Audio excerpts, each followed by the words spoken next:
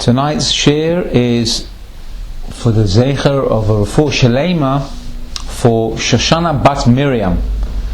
She's a lady who unfortunately had a massive heart attack, and she's in critical condition in intensive care, and she really needs our tefillot. So this should be for her Refuah Shalema. And before I get on to the subject of my shir, last week I mentioned that I was going over Pirkei Avot with my children. This Shabbat also I went over some Pirkei Avot, and a couple of things came up, and I want to suggest a couple of answers. I hope I don't lose people before I even start my shir, so just hang in there for these couple of things, and then we'll get to the shir. First thing, we spoke about Yehuda ben Tema. He carries on at the last part of the Mishnah, and he says, Hu haya omer, az panim legehenom, uboshet panim legan Eden. Now, I should reiterate what I said last week. Heve az kanamer, that's the first thing. You should be, az means bold, like a leopard. But in the second part of the Mishnah, it says, az panim legehinom. How many times have we read this Mishnah? If you're a Sephardi, you would have read this Mishnah every day, of 358 days a year, for years, if you say a korbanot. So this should be familiar, you should know this by heart. What is the contradiction here? Heve az kanamer, be bold, but then he says, bold-faced people go to Gehinnom. I don't need to explain what Gehinnom means. So what is he trying to tell you? He's trying to tell you, be bold, but yet, if you are bold, then you're going to Gehinnom. So why this should have flagged up with everybody who read this Mishnah, least of all me. I mean, I'm just as guilty as everybody else. So I wanted to suggest an answer, and it's based on a presumption. Let me explain to you first of all. Really, it should say az legehinom. A bold person should go to Gehinom. Why does it say az panim legehinom? What does the word panim add? So I was thinking like this. There is a concept in relations with people, relations in parents and children, between anyone really who would censure somebody other than themselves, who would need to give tochacha, to give rebuke. When a person gives rebuke or tochacha to a fellow person, most commonly it's parent to children or teacher to student, and for the purposes of the tochacha, you have to get angry. You can't just speak out the rebuke. For instance, give an example. If there's a child that's walking too close to the curb, and he decides to run in the middle of the road, you're not going to say to him, please, do you not mind walking in the road because it's very dangerous, there's traffic there. You say, stop! What are you doing? So there's a time when you have to, anger comes into play. But there are two different ways of expressing this anger. The most common type is where a person will lose control. Anger which just let fly, and then anything goes, and a person just loses it, and the anger becomes all-consuming. Or there's a type of anger which, with the parent and the child running in the road, is more controlled. It's something which, it's not a person losing control of themselves. It's a person doing it in a measured way. Now there's a name for that type of anger. It is anger that is permitted in the Torah. And the name for that type of anger is called Ka'as al Panav. It literally means anger on the face. What type of anger is this? It's a premeditated anger. It's an anger which is, for want of a better word, it's acting. It's not a type of anger where the person is consumed by the anger. It's an anger where the person is generating the anger in a way to gain an effect. But it doesn't take over the person. That's called Kas al Panav. Now I wanted to suggest this phrase al Panav might have a bearing on our Mishnah here. When it says Az Panim legehinom. The one who's bold, panim, faced. Bold on his face. If a person is acting with bravado, in other words, he's not really bold, but on the outside it seems, like he's got all the gusto and the bravado of a person who would like to think he's in control, he'd like to throw his weight. That is the type of person that the Mishnah is referring to. Then we have a totally different understanding. And this is the type of person who will go to Gehenna. A person who, just for want of a better word, is acting as if he is, Shalom Aleichem, is acting as if he is bold. That is the type of person who's destined for going to Gehenna. And similarly, Boshet Panim, somebody who's acting like they are bashful, goes to Gan Eden. Now, how do you understand those two concepts? So I wanted to also suggest a Kal V'chomer. So if a person who's acting like he is like he's bold, he's got all the bravado, but really on the inside he's an okay type of guy. If that person's going to Gehenna, how much more so, how much worse off is a person who is both bold on the outside and also on the inside, who really feels that, I'm the one who's in charge. That type of person who feels that the world revolves around him, he's Oved Avodah Zarah. It's like he's worshipping idols. Because he doesn't think Hashem is in control of the world. He thinks the world belongs to me. I'm the one who's running things. I'm the one who says, this will happen at this time, and this thing will happen at that time. And you have to listen to me. And if you don't do things my way, then things don't get done at all. Now that type of person, for sure he's destined to Gehenna.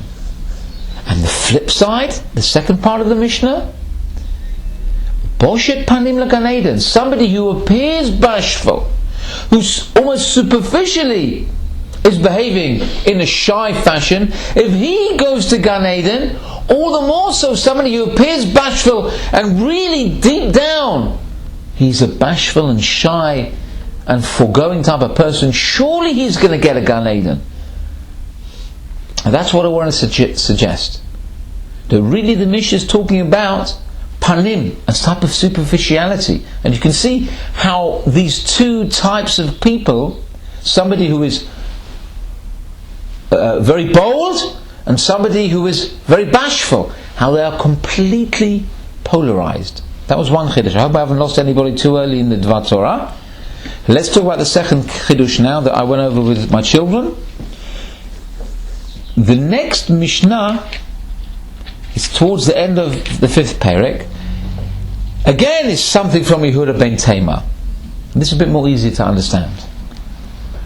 Hu haya omer, he used to say, which is Yehuda ben Tema, ben 5 shanim lamikra, a 5-year-old child will learn Chumash, a 10-year-old child will learn Mishnah, a 13-year-old child mitzvot, and it goes on and on. And when you get to the more older ages, you have Ben Arba'im, I'm skipping a few, Ben Arba'im LaBina, Somebody who's 40, that's his time of understanding. Ben chamishim le'eitzah. When a person's 50, that's counsel. A person can give counsel because he already has the wisdom of 50 years behind him. Ben shishim le'zikna. I'm already feeling old going through this list. 60, he is le'zikna. That's old age. When someone's 60, he gets to old age. Ben shivim le'seva. When he's 70, that's seva. We say b'seva panim mafot. It's like now he's settling down. He can't really do much at 70 years old. So now we think we're getting towards a person's final years. What does it say? Ben shmonim. A person gets to 80. La gvura. What does gvura mean? Gvura means mightiness. Hang on a minute. I thought this person was supposed to be winding down.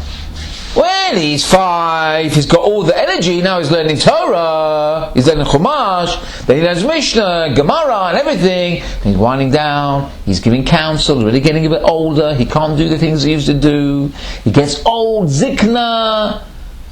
When he's 80, he becomes mighty. How many times have we read this Mishnah? Will never occur to us? Which type of 80-year-old person is mighty like a warrior? And look what Yehuda ben Tema says originally. He says, "The gibor ka'ari." A person should be gibor like a lion. That's what it says in his original Mishnah. So what is this 80-year-old man? Are you expecting from him to have gevurah?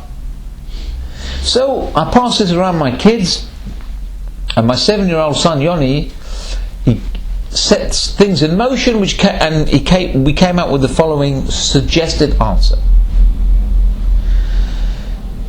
When we call somebody a gibor, or when we talk about gevurah, there is a very common misconception. We think a gibor is somebody like a mighty warrior, like Superman or Schwarzenegger, big bulging biceps and big chest, and he goes around pulling trees from their roots. I don't think this is really what we refer to when talking about a gibor. I'll tell you what I want to suggest a gibor is. And I heard this originally from Rabbi Yisachar Frand. He says, you know what a gibor is? If you see somebody, lo aleinu, he has a disability, he has a problem with his legs, or he's some other type of disability, or he has mobility problems, and it takes him a long time to walk, and a long time to stand up, and a long time to sit down. Imagine that person going from a sitting position and walking to go and get into a car to be driven somewhere. For us, Baruch Hashem, we've no problems with mobility. God forbid anybody should have any problems with mobility or any other illness. For us, we get up, stand up, walk to the car, open the door, close the door. Finished, done. What's the problem? A person with mobility problems, first of all, it takes him 2-3 minutes just to get into a standing position.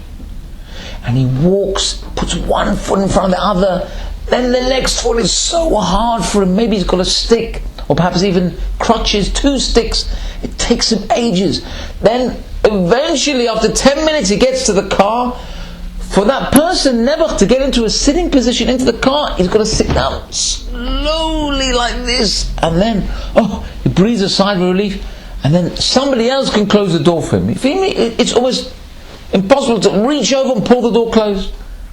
This, says Rabbi Frand, is a gibor. That is somebody who's mighty. And I want to extend the words of Rabbi Frand and say that a gibor is not somebody who has these mighty powers. It's somebody who even has a little, but whatever little he has, he utilizes it completely and to the full. Like the gibor who is disabled and he walks to the car. And I think, in my humble opinion, this is what the Mishnah is talking about. When a person gets to 80, most of his physical faculties not every 80-year-old, most 80-year-olds, their physical faculties are very severely depleted. There's not much they can do physically. What the Mishnah is telling us is a person, when he gets to 80 years old, whatever faculties he has, if he's a God-fearing Jew, he will use those l'shem shamayim. This person will be a gibor with every little thing that he has. He will use everything, every last thing that he has, he will use it l'shem shamayim. So the Mishnah in that case is telling us a very important lesson. Whoever has any type of gift should really use it like a gibor. Don't wait till your strength is depleted, till you're called a gibor, till you've given the title of givurah. You should really use everything at your disposal l'shem shamayim. A person, whatever he has, should utilize his capabilities and talents fully in the service of HaKadosh Baruch Hu. And with that, I'll begin my share. We're talking this week about Parashat Vayikra. Now, Vayikra is talking all about korbanot. It's a very, very interesting parasha, because korbanot, nowadays, of course, we have no Beit HaMikdash. It doesn't have the relevance that it had in the times of the Beit HaMikdash. But there are very important lessons we can learn from this parasha.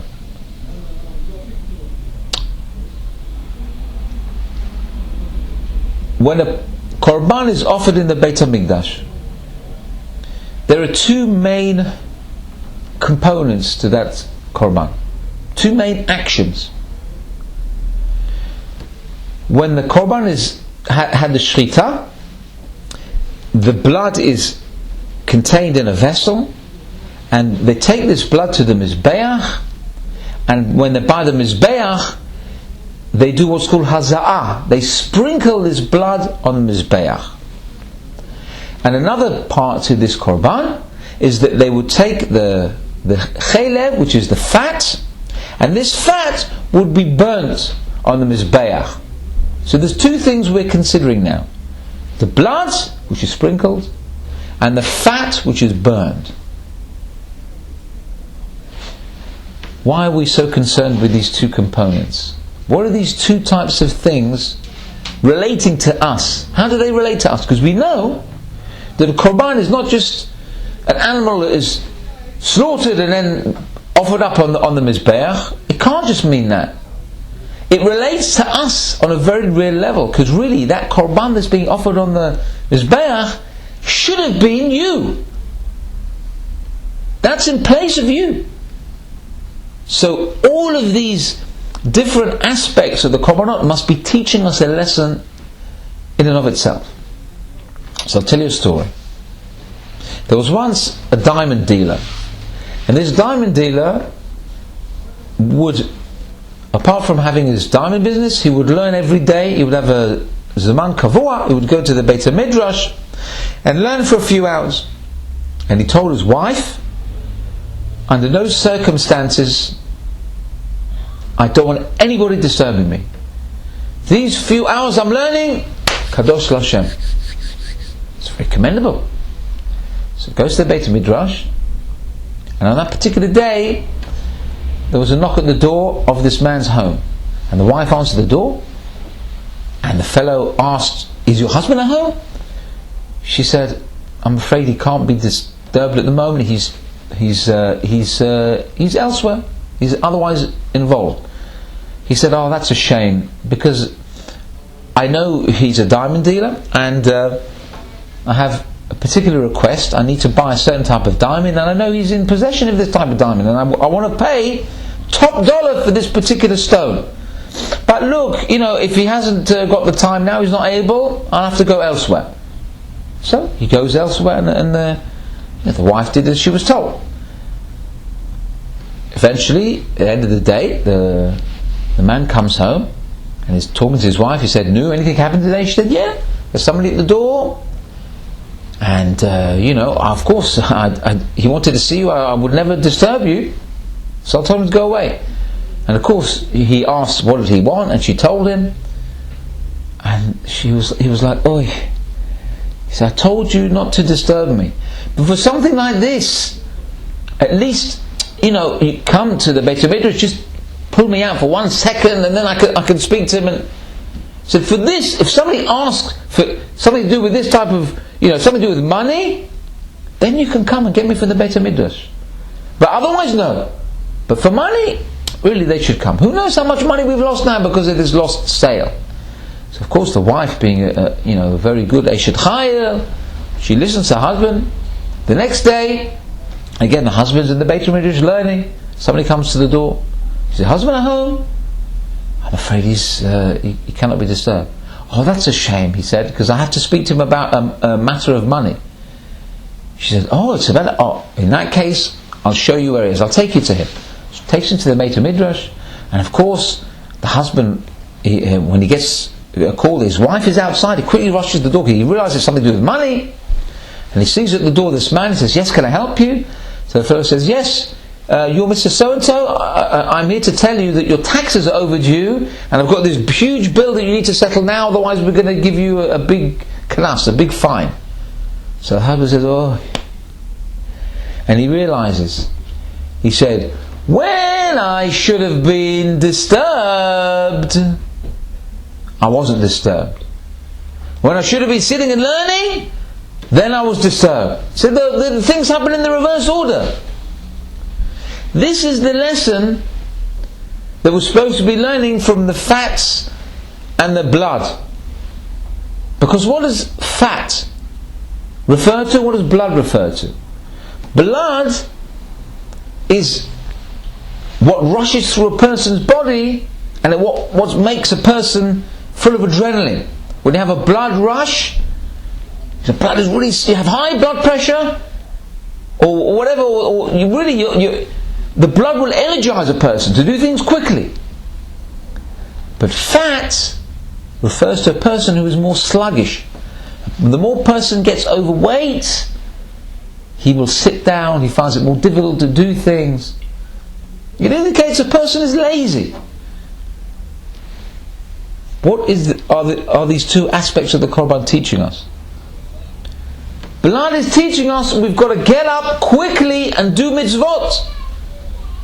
And the fat is teaching us that sometimes we need to be lazy. When do we need to be lazy? When do we need to sit down and not be proactive? When the Aveirah comes our way. When an Aveirah comes our way, then you can be sluggish. But what do? We do exactly the opposite. When an Aveirah comes our way, the blood starts rushing, quickly we have to do the Aveirah. But when the mitzvah comes our way, the fat, we're very lazy. Maybe tomorrow I'll do the mitzvah. Kimcha de Pischa can wait another day. Can wait maybe to the middle of Nisan after Pesach. It should be the other way around. You've got to be quick to do the mitzvot and slow to do the Aveirah. Not like the man in the Beit HaMidrash. He gets things the wrong way around. Very, very important lesson. Laziness is for Aveirot, and the blood, the Zerizot, is for the mitzvot.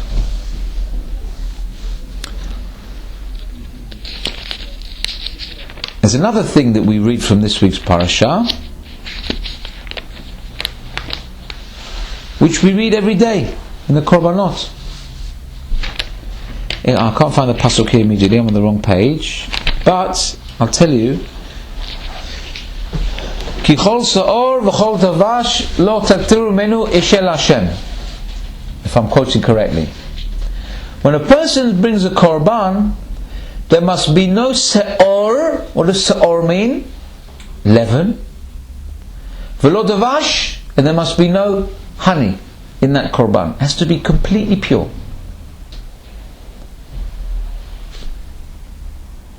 Two psukim later, it says, I hope I'm quoting correctly, Al kol korbancha takrivu melach. With every korban you have to put salt in it. So what's it going to be? You have a pure korban We're talking about the korban, like the korban mincha, a pure korban with no additives, or you put salt in it. What's it going to be? So says Rav Gifter, a very beautiful concept. He says, what does the sa'or and what does the devash signify? Sa'or is leaven, makes things rise. Devash makes things sweet. Both of these things require additives. If you want something to rise, you have to add yeast. If you want something to be sweet, you've got to put devash, or sugar, or sweetener. Something doesn't become sweet by itself. But salt, when you add salt, you're not adding something, you are adding something physically. But salt doesn't add something, it just brings out what's already within the food itself, brings out the flavour of the food. If you have chicken soup without salt, it just tastes like hot water. If you put salt in it, it doesn't taste of salt water, it tastes of geschmack chicken soup. Listen to the messages coming from this explanation by Rav Gifter. A person shouldn't be adding things to himself. He shouldn't try and make himself something other than he is. Shouldn't try and be somebody else. A person, you want to be the real you, you've got to bring out the best in yourself. A person shouldn't try to imitate. Now of course, you've got to take this in the correct context. A person is supposed to look at people other than himself and gain inspiration. But what does the inspiration do? It brings out the best in yourself. A person for inspiration should look at people who are better than himself. Gedolim, his teachers, his elders, his peers, and bring out the best. And what are those things supposed to inspire? It's supposed to inspire the best in yourself. Nobody's telling you to be somebody else, because he's somebody else. Hashem doesn't benefit from having two of the same person. We already told that famous story about Rav Zusha. When Rav Zusha was asked, if you had the chance to swap with Avraham Avinu, what would you do? He said, I would never swap with Avraham Avinu. They said, why? You could be Avraham Avinu, one of the Avods. He said, no, because there would still be just one Avraham and one Zusha. Oh, somebody looking to come in? There would still be one Avraham and Zusha. Kalapi Ma'ala, from Hashem's perspective, He's only got one of each. So you swap one with the other, what difference does it make? A person has to be the best he that he can be. You've got to be the best you that you can be. Don't try and put yourself in somebody else's shoes and be him, because Hashem already has one of him. And if Hashem did one of him, He wouldn't have created one of him. Hashem created you. So you work on yourself. Get inspiration from other people. But it's only to become the best you that you can be. That's what this beautiful explanation from Rav Gifter is teaching us. Don't add in artificial additives. Use other things, use inspiration like the salt to bring out the best in yourself.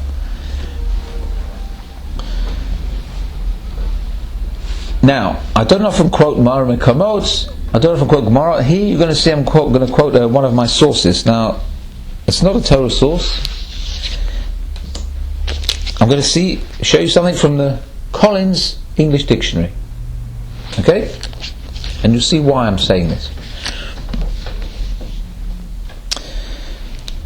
I'll read to you from the back of the dictionary. In the back of this dictionary it says certain terms and phrases that were newly added in, which were almost too new to add into the main dictionary, because they say these things may become part of the English language and they may become forgotten. So they have a special section at the end.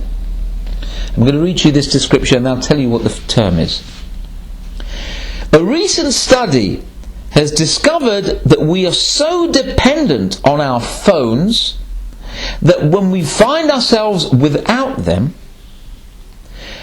discover that the battery has run out, or are forced to switch them off, a certain percentage, I'll tell you what the percentage is afterwards, a certain percentage of us experience acute anxiety and stress, a condition so prevalent that it has even been given a name: nomophobia. Nomophobia. If you think about it, nomo is no mobile.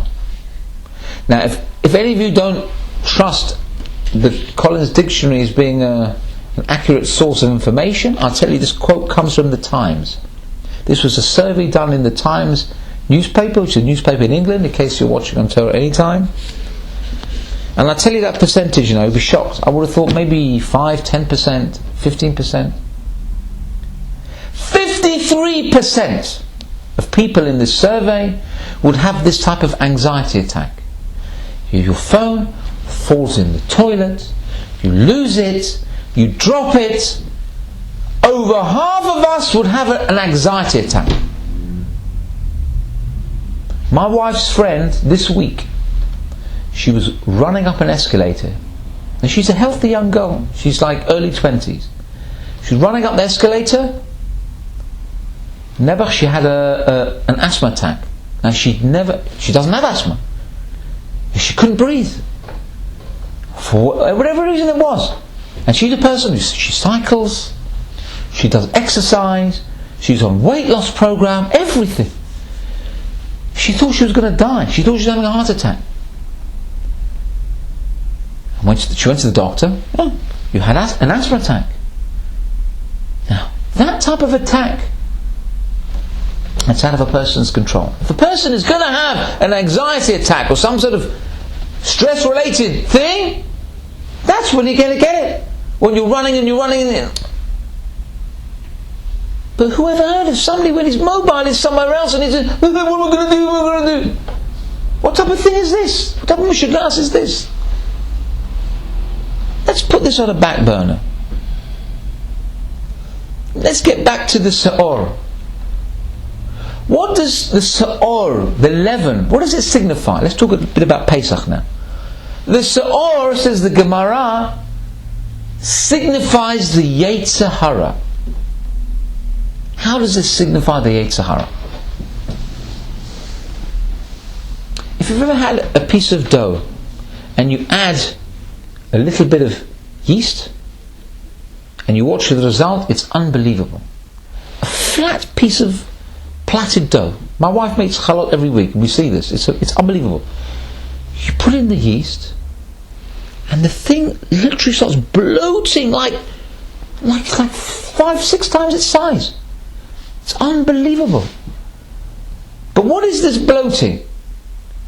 If really you have the power to condense this piece of bloated dough down to its proper constituent weight, you could get it down to possibly even smaller than what it started with. So why is this thing bloated? You know why? Because it's full of air. It's air pockets. What's that chocolate? Aero chocolate, the biggest con in the world of confectionery. Because they're selling people a block of chocolate of a certain size, let's say 50 grams. There's 25 grams of chocolate in that chocolate bar. And there's 25 grams of air. You get it? Baruch Hashem, I don't eat chalavakum. But, you've seen the picture of the chocolate. It's full of bubbles. But from the outside it looks perfect. Lovely, nice, geschmack piece of chocolate. Take the air out, it's half the size. And they're selling at the same price as a regular piece of chocolate. How can it be? It's full of nothing. It's full of air. This is what the Yetzer Hara is. The Yetzer Hara is full of nothing. The Yetzer Hara gives us dimyonot, it gives us illusions. But what do you do when you have something full of air, like a balloon? You take a pin, a little tap, a little push with the pin into the balloon, boom! Now it's nothing. All the air is gone, and where's the balloon? It's flown halfway across the room. There's nothing left. That's what the Yetzer Hara shows us. He gives us all sorts of fancy, big, bloated things. It tells us, look at this Aveira, it's amazing. It's nothing but an illusion. It's garnished. It can make us feel that we're going to have a panic attack if our phone is not with us for 5 minutes. Now I'm going to talk about the other side. Let's go from illusion and reality. Let's go back to this week's parasha. In Perek Hey, Pasuk Yud Zayin, Pasuk 17, it says, V'im nefesh ki techeta, v'asta achat mikol mitzvot Adonai, asher lo te'asena, v'lo yada, v'ashem, v'nasa avono. The substance of this pasuk is as follows. A person, if he makes an Aveira, and he did it b'shogeg, he did it unwittingly and unknowingly, there is a type of sacrifice he has to bring in the Beit HaMikdash. In fact, there's two types, at least two types. One type which we know from learning the halachot of Shabbat is called the Korban Chatat.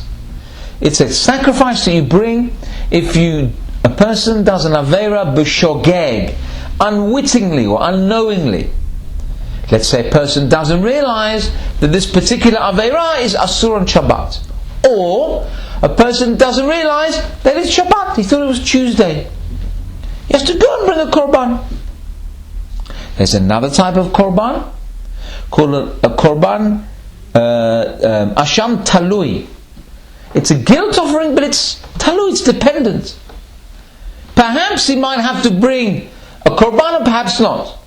So he brings this dependent guilt offering.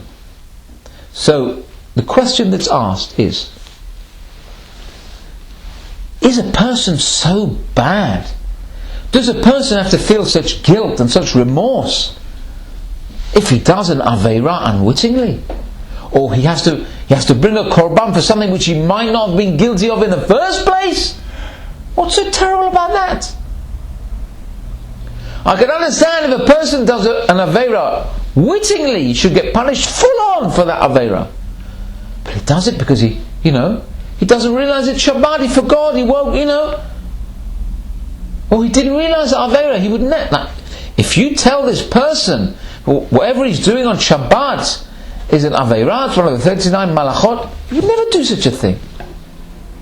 So now he has to bring a Korban. Korban is expensive. You have to go and buy an expensive cow or whatever and bring it to the Beit HaMikdash, and it's a whole big procedure. You have to wait in line, and you have to get the Kohen. What's going on here? Doesn't seem to fit the crime, if at all. Says Rav Dessler, there is a culpability that a person has even if a person does a sin unwittingly. What is the culpability if a person does a sin and doesn't realize it? Says Rav Dessler that if a person realizes that the Torah is real, not just on a conscious level, because any observant Jew realizes that the Torah is real on a conscious level, but even on a subconscious level, then a person would not do an Aveira, even unwittingly. For example, says Rabbi Frand, and Rabbi Frand prefaces this example by asking for his forgiveness if it's a little bit crude to a degree. Does a person wake up in the morning and walk outside in the street and realise, oy vey, I forgot to put my trousers on?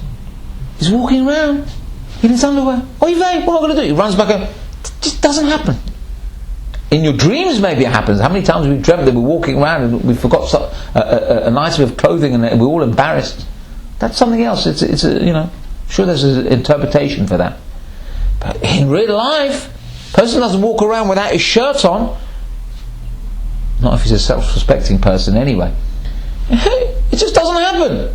Why? Because even subconsciously a person realizes, is he properly dressed or not?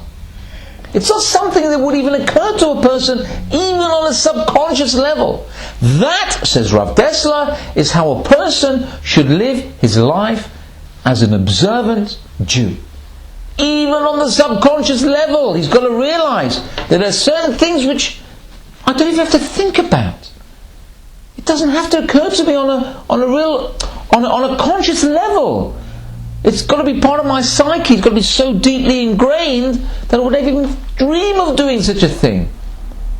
I could be Mekayim this mitzvah in my sleep, as it were. That is what Rav Dessler is telling us. That's why you have to bring a korban for something which you did unwittingly. Because it's not really unwittingly. It's because the Torah is not real enough to you that it's part of your deep down subconscious makeup. It's a level that every Jew has to strive for.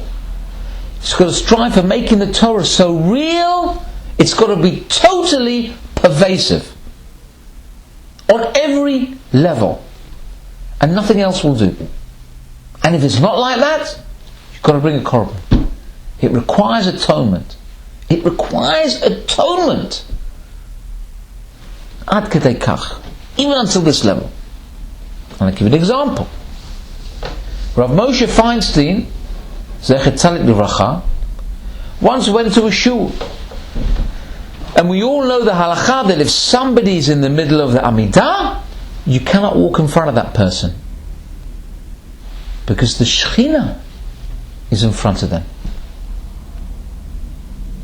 And Rav Moshe was walking down the aisle of the shul, and there was somebody praying there, and he stopped.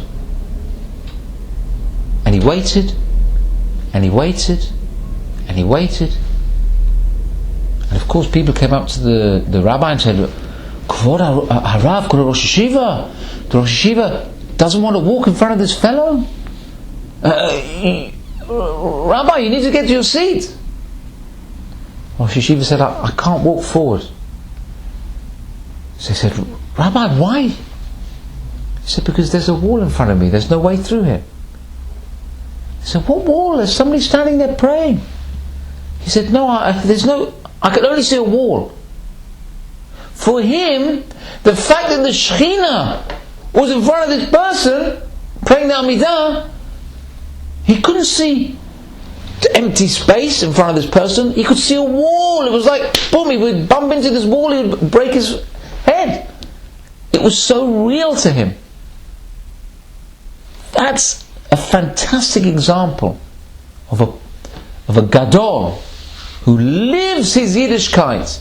It becomes so real to him, and it's a madrega that we should all strive for. I'm going to finish with this last point. There is something in this week's parsha called the Terumat Hadeshen. What is the Terumat Hadeshen? This was the sweeping up of the ashes on the Mizbeach. When the korbanot were offered up, there were ashes left over. So it was part of the avodah of the Kohanim that they would go and they would sweep up these ashes. And this was initially, it was a voluntary mitzvah, but it got so oversubscribed, as it were, people was competing so much for it, and there's various stories in the Gemara about consequences that happened through the zealousness of the Kohanim. It was such an eagerly sought after mitzvah that they changed it to become a pious. They did it like a lottery. It was like the winner would go and do the sweeping of the ashes for that day. And even the Kohen Gadol would do this avodah, the sweeping of the ashes. He would do it on no less holy time than Yom Kippur, at Chatzot Laila, at midnight. the holiest day of the year, midnight, the Kohen Gadol will be sweeping up these ashes. What is the significance of this? Sounds like a menial type of job. Where is the holiness in this job? So much so that the Kohen Gadol himself will be doing it on the holiest day of the year. So there's a story of the holy Rabbi Aryeh Levine, the tzaddik of Yerushalayim. Zechuto Yagen Aleinu. There's a story told about him that in Yerushalayim there was a certain shopkeeper who opened his shop on Shabbat. And Rabbi Aryeh Levine was on his way to meet this shopkeeper, and he wanted to go and tell him, look, it's not correct what you're doing. There's a thing called Shabbat, and you need to keep it. What is this, opening a shop on Shabbat? He had a whole thing he was going to tell him. And when he went to the shop, he decided, you know what, this is not the right thing to do. What did he do? He waited outside the shop, and he watched the people go in. And he observed there was a stream of customers going in. And he stayed outside that shop for almost 7 hours. From Shabbat morning till late on in the day. And after 7 hours, the shopkeeper came out, he sees the rabbi there. He says, Rabbi, what are you standing in for? He said, Rabbi, you know I open my shop on the Shabbat. The rabbi said, I came here to speak to you about opening your shop on Shabbat and to stop you from doing it. But I decided that it was not the right thing to just come in and start telling you off. So I decided to wait here and to see exactly what you must be going through every Shabbat when all these customers come in, and to see from your point of view, to see how you must feel. And I see it's a very hard nisayon for you. It's a very hard test for you, because you must be turning over so much money on this day of Shabbat. So now I see myself. I see what you're going through, because I cannot relate to this. I'm sitting in the shul. I'm sitting in the Beit HaMidrash every day. I don't know what it's like to own a shop, to turn over so much money. So now I know what you feel like. But even so, Shabbat is Shabbat. And we don't make the rules. And with that, the shopkeeper heard that. It had such an effect on him. He closed his shop and he became a Shomer Shabbat. Why did the action of the rabbi standing outside the shop have such an effect? Because it's all well if a person comes and rebukes another person, and the person who's giving the rebuking doesn't relate to the person he's giving the rebuke to. When a person feels the situation of the person he's teaching or he's rebuking, it's a totally different message. You're coming at the person from the person's point of view. You're relating directly to that person. There's a very important message that you're giving. You're feeling a sense of empathy. You're feeling a sense of identification. You're feeling a sense of achdut with the person. It's very, very important. This Rabbi Aryeh Levine story shows us why this Truma Tadeshin, this sweeping up of the ashes, was such a prized mitzvah. Because it was a simple thing, it was a simple avodah that anybody could do. But it was so essential to the service. Why was it so essential? Because of its simplicity, because of its earthiness. Because Judaism is not a religion where we believe in nepotism. We believe that a Jew's first and foremost action has to be to get right down and get into the guts of the thing. A Jew doesn't zoom up to the top. So much so that even the Kohen Gadol, who's on the pinnacle of the Jewish people, he's the only one who goes into the Kodesh Kodashim on Yom Kippur. At that point, at the beginning of the zenith, the highest point of the year, he's busy sweeping up these ashes to show us that no Jew jumps in at the top. No Jew goes and performs holy acts or gets to a position where he feels he's right on the top. He must never forget what it's like at the bottom, to do the simple mundane things. Everything has a place. Nepotism is totally alien. And in my humble opinion, every Jew nowadays needs to realize this very important message. Because nowadays it's very easy for us to have things on automatic pilot. We've got so many conveniences. We can do things so easily. People come to the door to collect tzedakah, we just give them money and see them on their way. We pay people off. We want to do a chesed, we do it with money.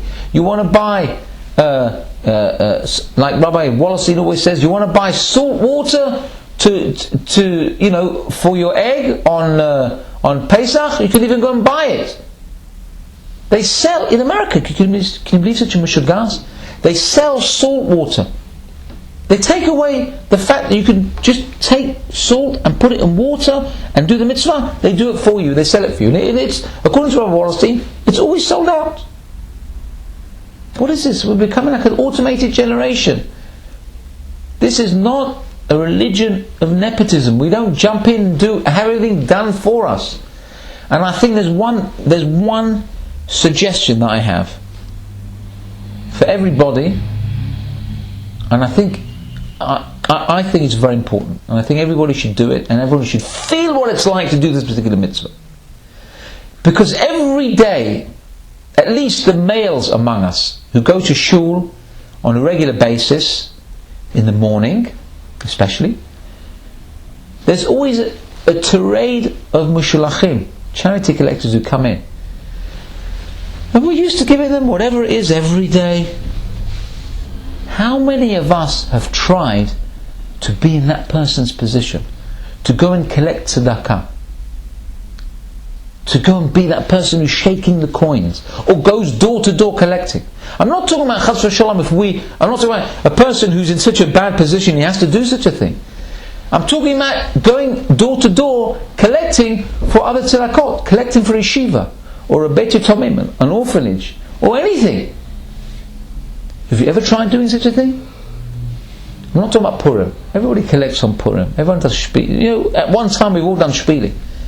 But have you ever tried going door to door, collecting? Not with a card from the Varat Tzedakah.